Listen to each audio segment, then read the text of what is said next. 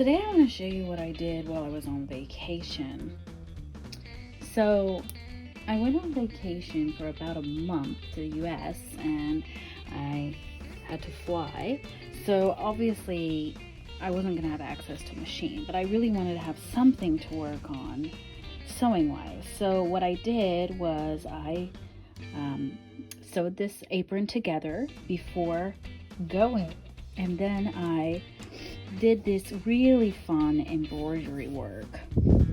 And let me show you where I got that from. So I will link below the video that I used to make this apron, which is really, I really like it a lot. It's a great find, and I recommend you go look at her stuff so you can see what she did.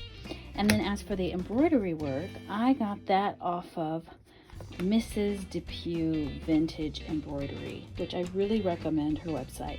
This was an entirely free embroidery piece, which was super cool, and it's from the 1930s.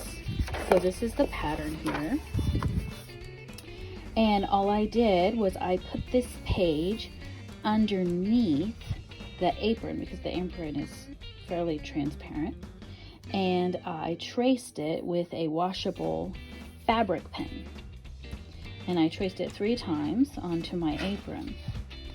And then it's really fun because it has like the little explanation here of what you can do and the recommended coloration, but of course I just created my own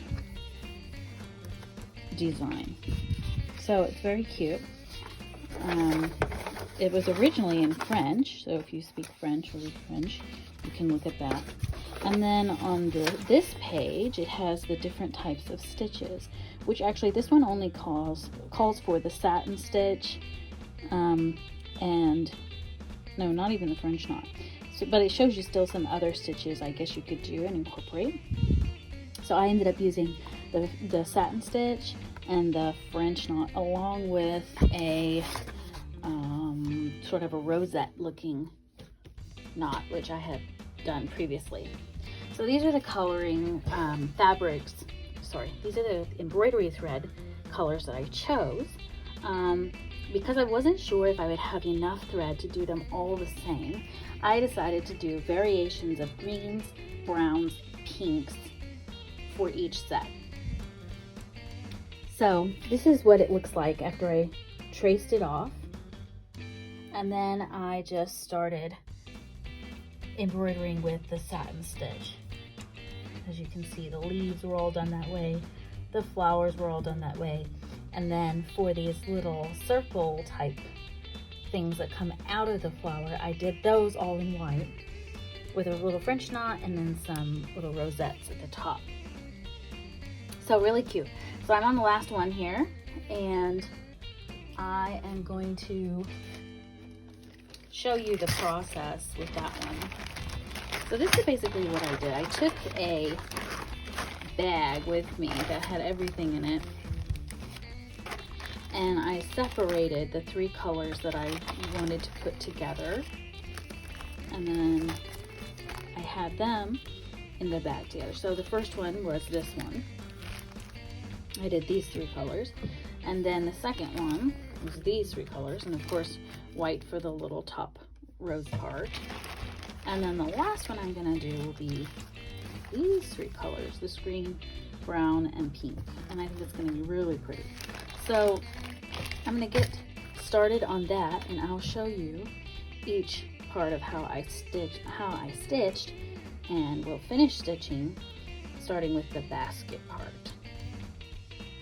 All right, I'm gonna start with the basket part, and I have my needle threaded with all of the, I didn't separate any of the strings, so I just cut a piece.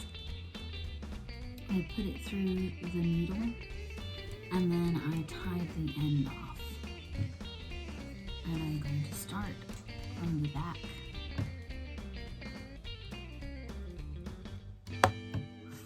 And work around the basket.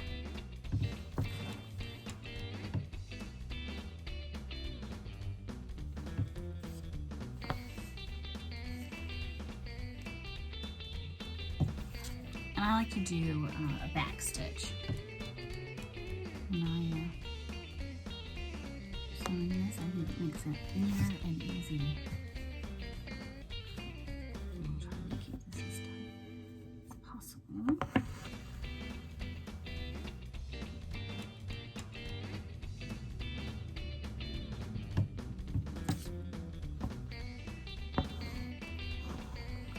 I find it fun to listen to TV programs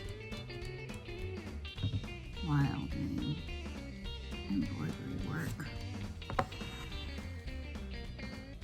Because if you're someone who's more auditory, then or you can listen to it like an audiobook while you do this. And I don't think I miss too much.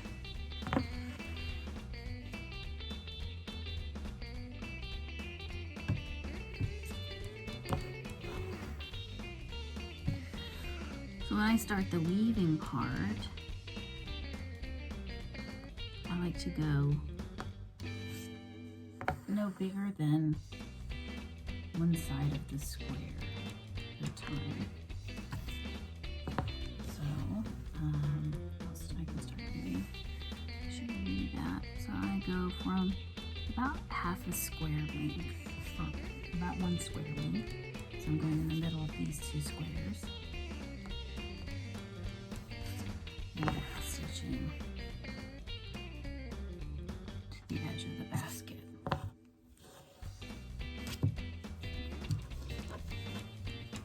And then following that line right on.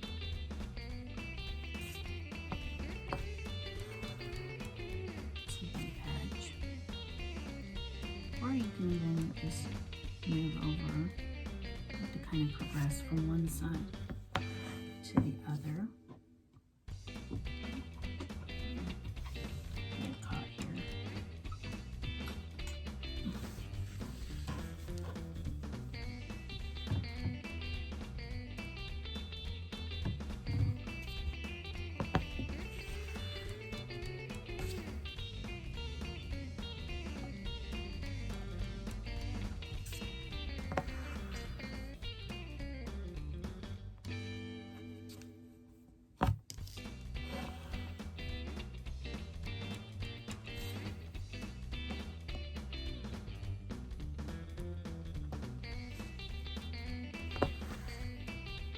And basically, I continued on this way until the basket portion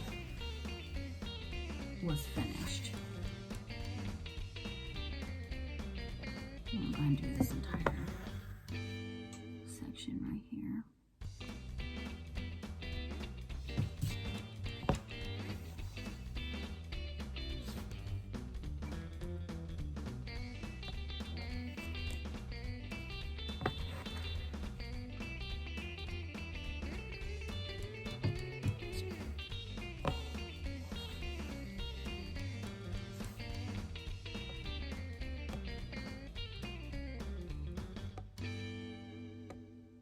It's tricky to get it in the right spot.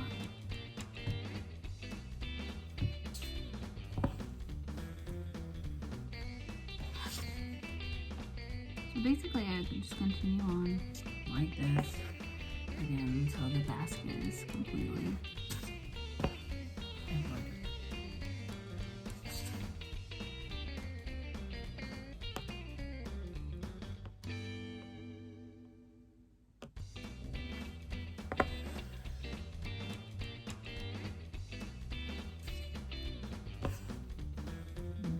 So once I have this basket finished, I'll come back and show you that progress.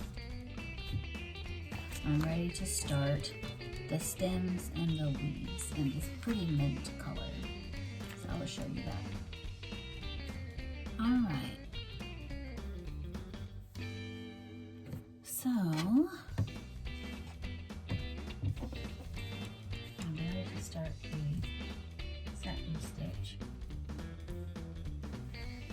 for the stems and leaves. So I'm going to just go left to right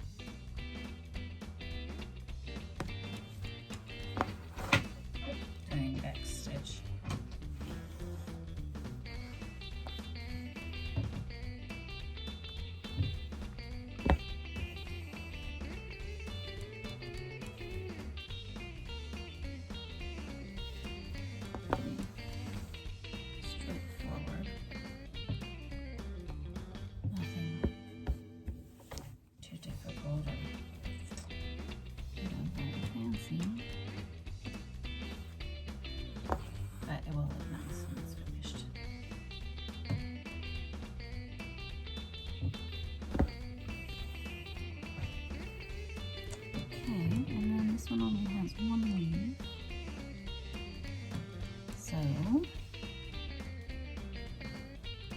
won't take much. I'm just gonna start on this.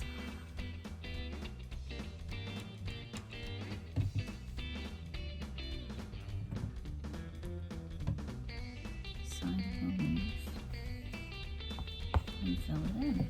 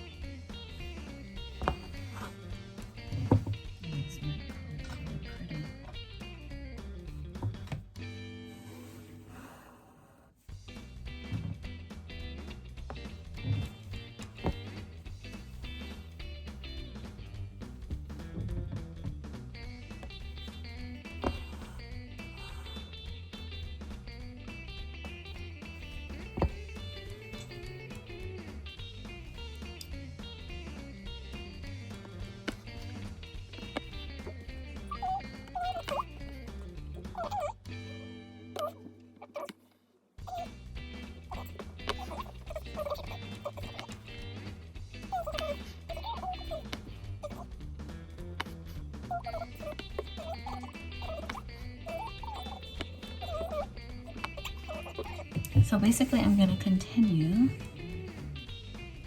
this type of stitch all the way until all of the leaves and stems are filled in. And then I'll show you what they look like. Alright, so now that the leaves and stems are finished, I'm going to bring in this pink color to satin stitch the buds. There's a couple ways that I've done it, but I think the best one is just to go completely around like this.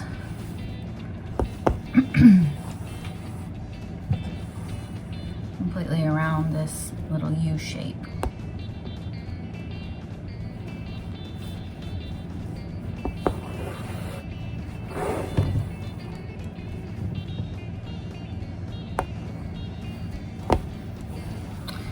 This part might take the longest. This part, or the white part, I would say takes the longest. The easiest part was the basket. The basket was really fun, actually. But again, it's something you can do while you watch TV or listen to an audiobook.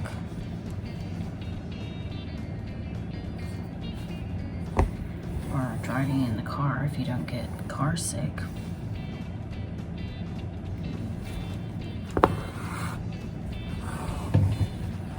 So I'm just going to continue around the shape until I have it all filled in. And then I'll show you what it looks like.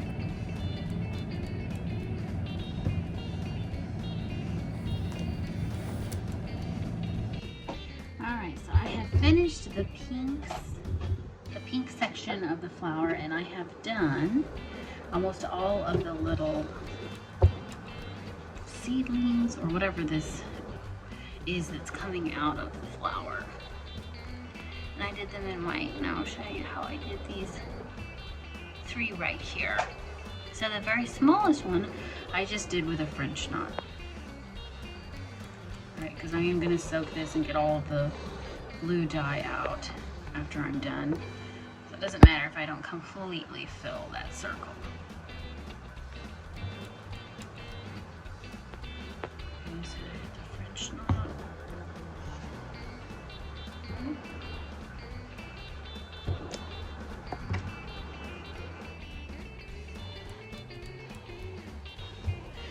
The pattern doesn't actually call for anything special there, but I don't know, I like to change it a little bit and make it kind of my own. And then here I did sort of like a pinwheel / rosette by creating the 5 spokes.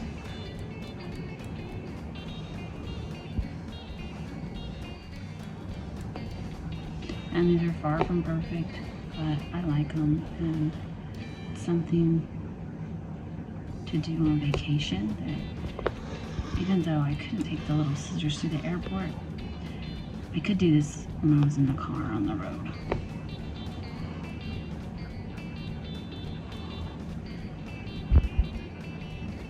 So I did actually 2 of the patterns on my vacation, and then the third one I saved to film.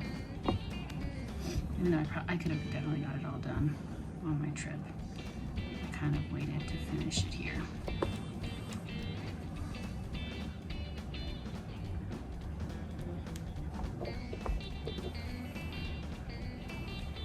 Alright, and then I just come in and I go around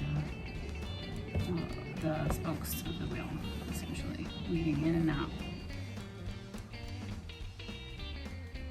So you go over and then under.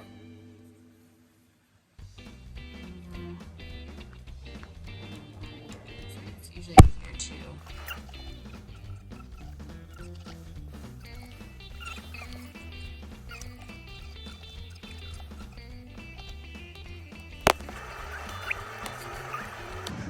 I think the joy of creating anything is just really wonderful. It's not really about how good it is or how perfect it is. It's just the joy of making something. And when you take off this have to be perfect sort of requirement, you can really start to enjoy crafts and art and things like that, regardless of your innate ability or not. I do think, yeah, of course, it gets better every time you do it, like anything, where you practice. But I think you should create simply for the joy, not because you're trying to be perfect or because you're so gifted.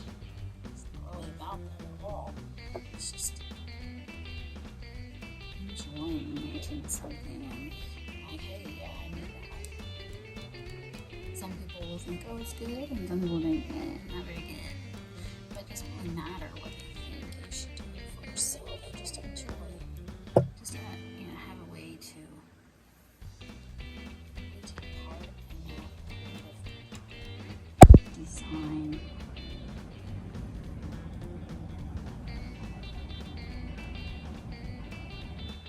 And it's really sexy.